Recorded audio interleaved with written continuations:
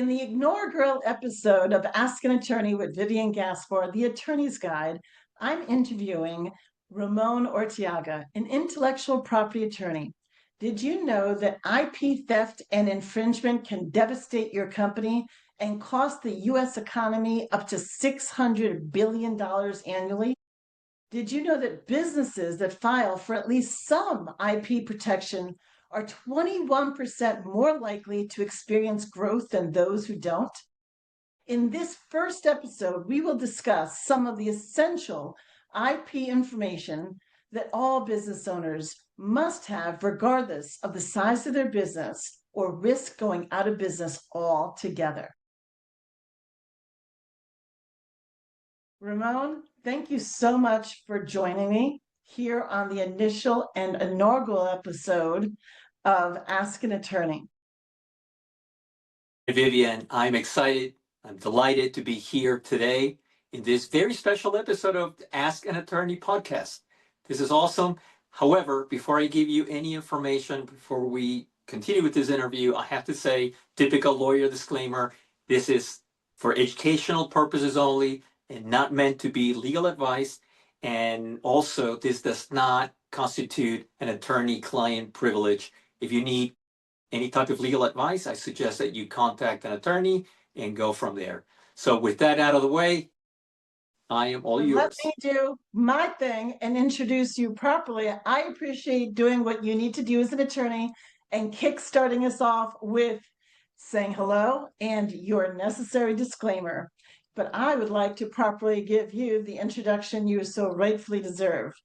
Ramon Urteaga is an intellectual property attorney with almost 2 decades of experience dedicated to that field of law. He holds a law degree from Salmon Chase College of Law and an MBA from Xavier University and a Bachelor of Science in Mechanical Engineering from the City College of New York. Prior to working as an attorney, Ramon worked as an engineer with Procter & Gamble, developing baby diapers and related industrial process and equipment. As a native of Peru, where he spent his childhood through age 15, Ramon is a fully bilingual attorney in Spanish that has represented businesses of all sizes with their intellectual property needs. A few years ago, Ramon co-led an in-house team at a multinational corporation that won a landmark patent case at the United States Supreme Court. That's amazing. I would love to hear about that. But before we do, I just got to say, the reason I was so excited to have you come on and be my very first guest on Ask an Attorney is personally, as a woman in her 50s, I started my first business at 19. And obviously things were way different over 30 years ago. I don't mind disclosing my age. And I would love to hear, just summarize, and I know this might be a little off the cuff, but what has changed? And I know it must have changed dramatically because honestly, I started my first business before the age of the internet really took off. I mean, back then, I think it was dial-up. There was really no Google or what we've gotten used to. Forget AI. I mean, search engines, everything was much different. Can you just give us a little glimpse of what it was like between how it's changed between the early 90s and now? Well, IP practice continues to change. It continues to evolve because, like you said, there is AI, and technology generally continues to evolve. And as a result of that, businesses that own technology, that develop technology, want to protect it somehow. And they do patents, they do trademarks, they do copyrights, trying to protect those things that they develop to profit off of the investments that they make. But essentially, the practice is the same. More complex these days because of those things that I just mentioned. And beyond that, obviously with inflation, things cost a little bit more than they tended to cost back then. But it is all the same. The law did change for patents slightly back in 2012. That caused a little bit of confusion, but now it's all nice and steady, and we just keep growing and having fun. So we know the abbreviation for intellectual property is IP, but what exactly does it mean and what does it entail? Yeah, thank you for asking that question. You know, it's funny because I travel to conferences all the time in Latin America. I have a lot of clients in Latin America, attorneys in Latin America. And when they talk about intellectual property, the abbreviation in Spanish is PI, PI, and PI is personal injury here Right. in the United Different. States. So PI, IP, and sometimes it gets a little bit confusing, but IP generally entails several areas, the best known of which are patents, trademarks, and copyrights. And those three areas can actually cover the majority of things that we do. Now, there are some other lesser known aspects of intellectual property law, such as trade secrets. And everyone thinks of Coca-Cola and the one I'm formula in that they that kept category. secret. That's the first thing I thought of. Exactly. That even in law school, that's what they teach you about the Coca-Cola formula. Trade secrets, and there is know-how, technology transfer, etc. But again, patents, trademarks, copyrights are the three main areas. And in a very, very broad way to explain it is patents cover normally inventions and also designs of commercial products. Okay.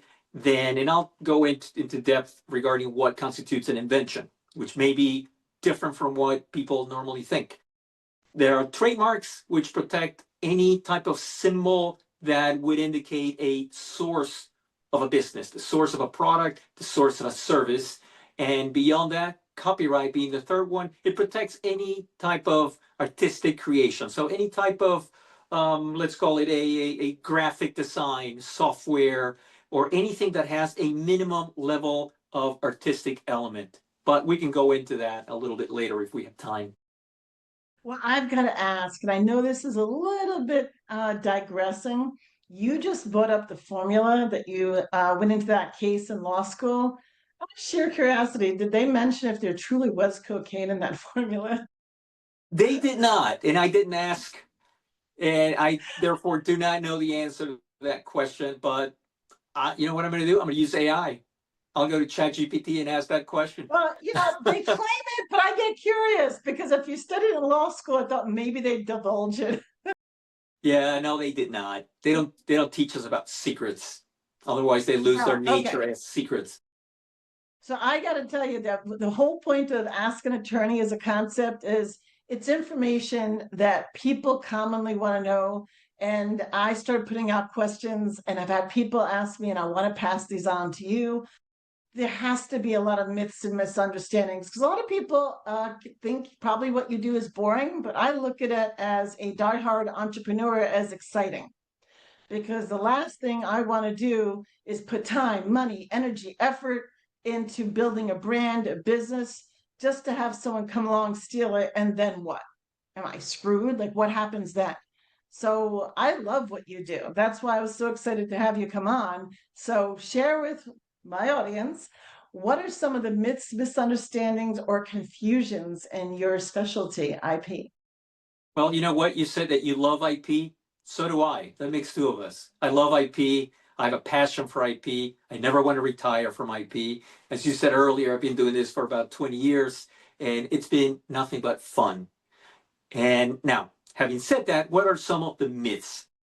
People sometimes say, I want to get a world patent on an invention.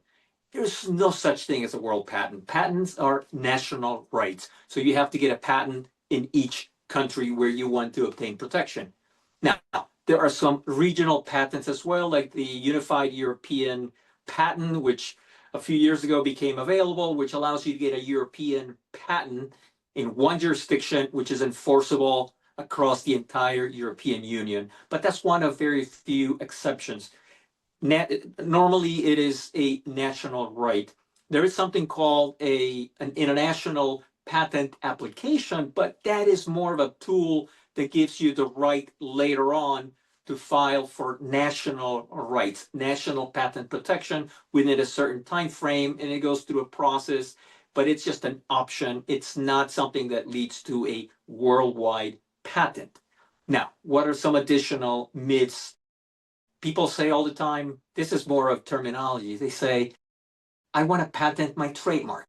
And a little story to tell you about that. Actually, when I started my own law firm, which is called Patent Excel, before I chose that name, I wanted to name it IP something or intellectual property something to encompass all different areas of IP, which is what we do.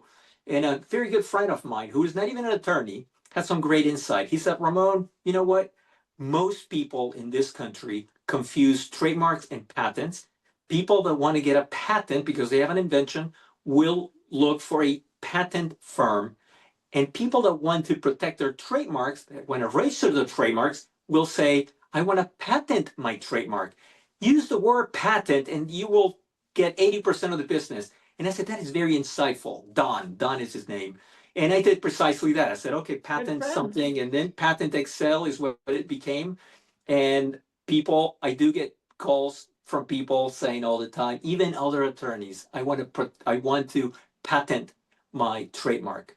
Some additional myths out there have to do with um, people assuming that, let's say they come up with an invention and they get a patent on that invention, and assuming that because they obtain a patent on the invention, they have a legal right to sell the product that embodies the invention, which that is not necessarily the case. And later on, I can tell you a little bit more about that and explain what exactly I mean, hopefully with some examples.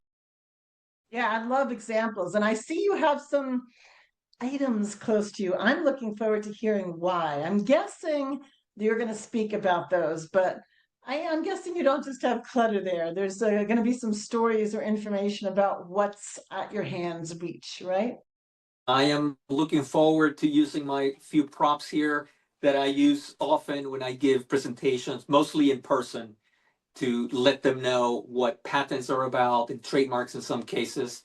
Absolutely. I look forward to sharing these with you as well. Well, we might not be in person.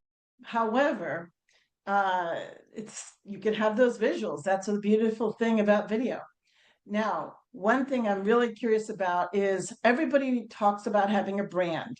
When you have a podcast, I understand there's like almost 2 million podcasts, brands available, podcasters, on all different platforms.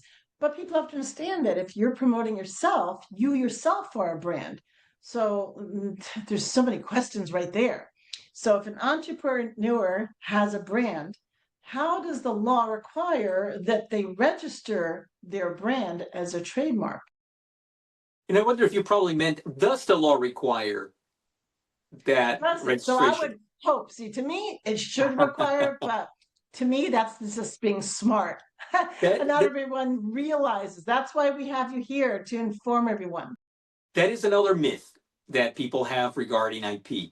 They ask, well, does the law require that I register my trademark in order to launch my business with that mark? And a lot of times I will let them know. I said, no, you don't have to. You absolutely do not have to, unless, of course, you would really, really care if somebody were to copy your logo or your name or something. And of course, most people will definitely care. Most people will say, oh, absolutely. I've invested time and money. The brand is my business. And of course, it is an asset. It is a financial asset. Your brand is your business. And it's what differentiates you from other providers of similar services or similar products. So it's very, very important. And companies worldwide spend tons and tons of money developing and protecting their brands. So do you have to register the brand? No, you don't. But it is a very good idea, because what happens sometimes is businesses launch a product or a service with a brand. The brand grows, the business grows in popularity, and they never bothered to register it. Well, what can happen is somebody can come along and start using it in other jurisdictions.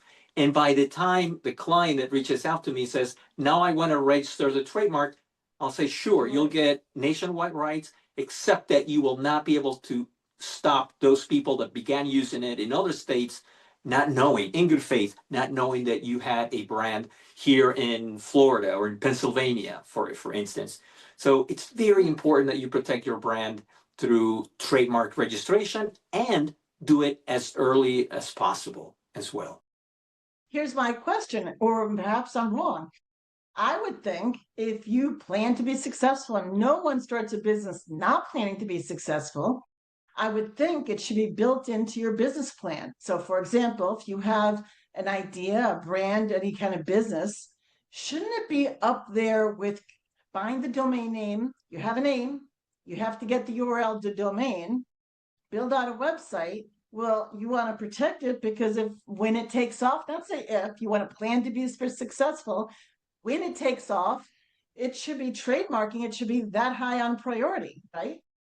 Absolutely, it should be. Because another problem that happens sometimes is you don't register it, but somebody comes along later on and does register the mark before you do. And guess what? They're going to try and block you. And the problem at that point is not the end of the world. At that point, then you can try and seek cancellation of that other party's mark because you were there first or something along those lines. But guess what? A cancellation proceeding or an opposition proceeding as well, they're quasi-litigious in nature, which means they involve discovery, and a lot of money is spent to do that. Money that you could have saved all along by doing the proper thing early on, registering your trademark. And there are companies like Amazon. A lot of people look to sell their products on Amazon. Amazon has something called brand registry where they will monitor the mark and make sure that nobody uses the same mark for similar products. And one requirement they have is, and that is not a legal requirement, but it's their requirement, is that you have at least an application pending for trademark. And that happens all the time. Many of my clients do that. And I get some type of a code during the process from Amazon that I then feed back to them that enables them to do that registration. But that's separate from the trademark registration at the USPTO, which I, by all means, strongly encourage all businesses to do. Now, correct me if I'm wrong, but I would think not just should it be in the beginning stages of having a new business, but also it sets the stage to create additional value. So there is that accurate that there a brand can build in value to increase the value of the company itself? So just like Nike's check mark, a unique check mark is part of their brand, or Coca-Cola's design. So you can have images, you don't even have the name, but worldwide people recognize them. Now, wouldn't it be great to get to that stage, and that adds credibility and value to the company, right? If it's trademark, it's even better. Absolutely. It brings about recognition, fame in the marketplace, and with that comes increased business. And also from not to get into tax law or anything like that, but if you talk to people that do the finances, that is in the balance sheet of registration of a trademark, just like the registration of a patent, which has some value. Now, what exactly that value is, it's difficult to calculate, but businesses do list their trademark registrations as assets, financial assets, because again, that is what defines the company, the brands. Exactly. So likewise, in a business owner entrepreneur may have developed a new product or perhaps has an idea for a new product. What should they do to protect the rights to that product or idea? Because this is something that I've had a lot of people ask and in the kickstarting of getting moving. What should they do?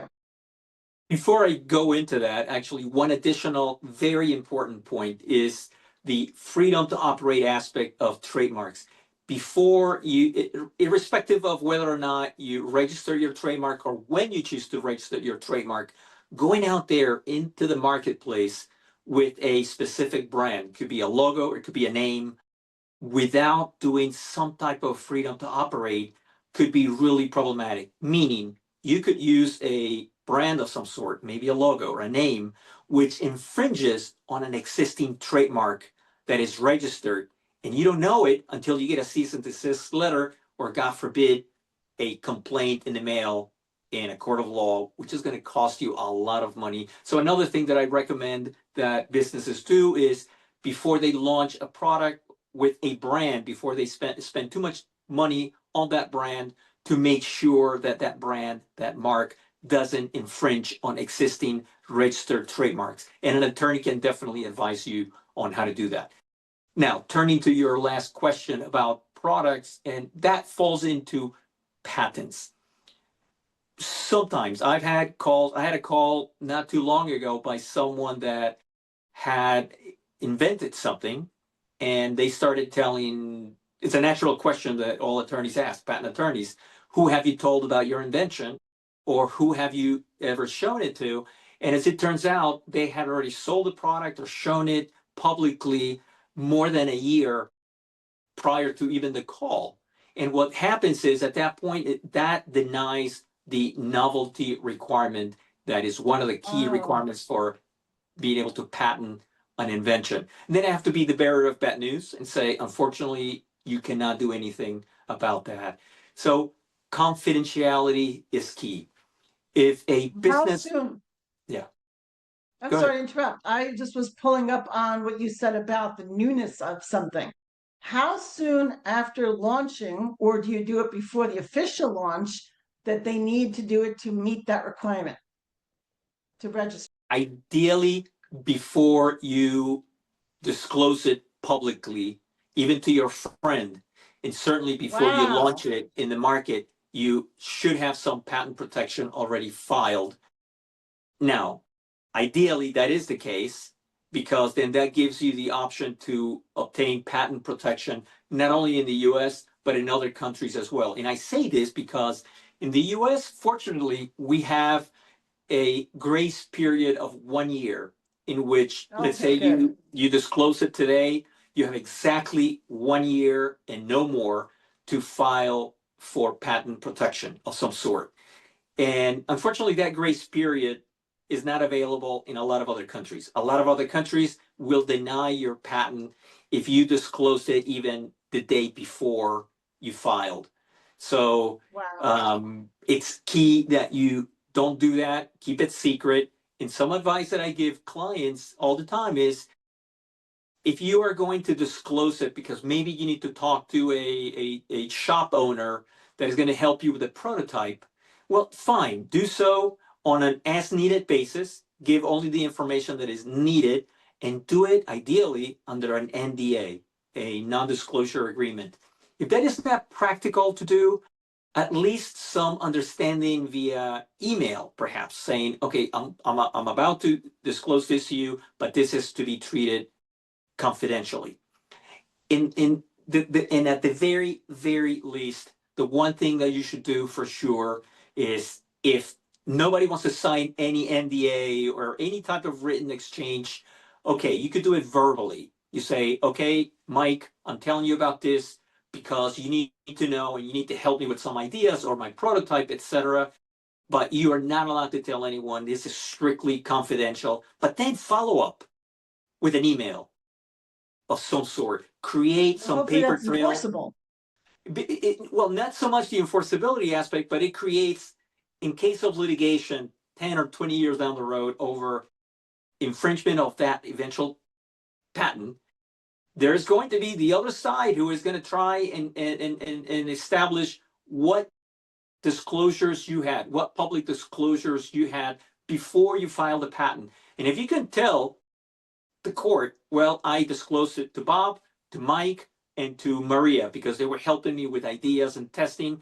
But in each case, look, I have an email to show, or I have an NDA to show to establish that it was all done confidentially.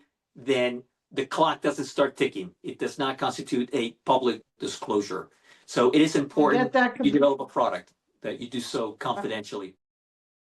I completely understand, and that's really important because people have to make sure that they're doing the right procedures to ensure that this actually works, so you're not denied and you don't lose out. But I've got to take a little break from the explanations because I have a burning curiosity about what you have at your hand ready.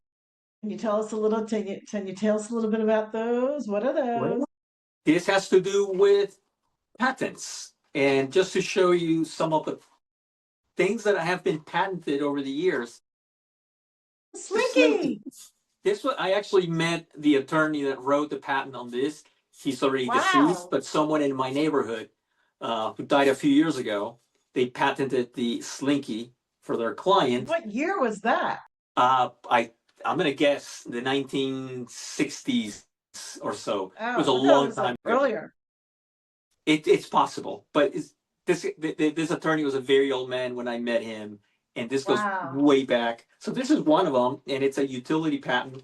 Another example is you probably have all seen the Scrubby Daddy, right? Patty. In this case, you figure, well, what's the big deal? All it is a sponge that already existed. It was already known. However, they made this into a design patent. I believe I mentioned design patents before. So Yes. they simply put a smiley face with a couple of holes, and that became a patent. And of course, that means nobody can copy this or anything similar to it. And another one that is very close and dear to my heart is a sushi box. So, little story. I love how he says dear to your heart.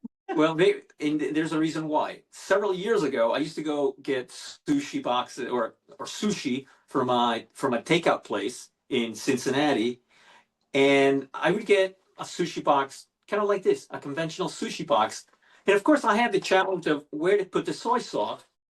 So what I did was I would always flip it as such, put it on the table, put the soy sauce in there. The problem was the soy sauce would all lay flat, right? Not Mm. giving me much volume to dip. So what I would do is prop it at one end, prop it up with a salt shaker or something so that all the liquid would flow to one end. And I would say Right. back then, why don't they come up with a sushi box where the lid has a built-in bump of some sort so that when I flip it, it already attains that tilted orientation, making my Did you life come up with easier. that? Well, I said, well, I did a search, and since I was not going to charge me anything, I went ahead and patented it. And it's a very broad patent Cool. that I got just a few years ago. Now, am I doing anything with it? No, I did it mostly for fun in my case. However, if I ever find somebody that is practicing my invention, I'm going to send them a very nice letter and potentially getting into some type of licensing agreement. But that is not my business. I'm not in the business of making food containers. And it was more to prove a point, and it is something that I wrote, and that's why it's close and dear to my heart. All right, important. Oh my God, we could have you back again sometime because you have such valuable information. And I think people have got to realize that how crucial it is, or they could end up really regretting it. I think your type of law literally encapsulate